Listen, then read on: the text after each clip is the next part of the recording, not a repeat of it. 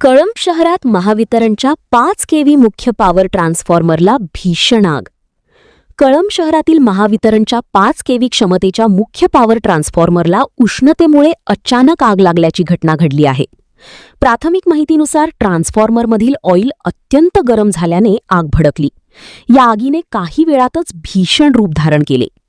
आग विझवण्यासाठी अग्निशमन दल व स्थानिक नागरिकांकडून शर्थीचे प्रयत्न सुरू असले तरी ट्रान्सफॉर्मरमधील जास्त तापलेल्या ऑइलमुळे आग नियंत्रणात आणण्यात अडचणी येत आहेत. घटना भरवस्तीत व मुख्य रस्त्यावर असलेल्या महावितरण पॉवर ट्रान्सफॉर्मर कार्यालयाजवळ घडल्याने परिसरात एकच धावपळ उडाली. आगीच्या ज्वाळा आकाशात उसळल्याने नागरिकांनी मोठ्या प्रमाणावर गर्दी केली. या आगीत दोन्ही ट्रान्सफॉर्मर पूर्णतः निकामी झाले असून कळंब शहराचा वीज पुरवठा खंडित झाला आहे.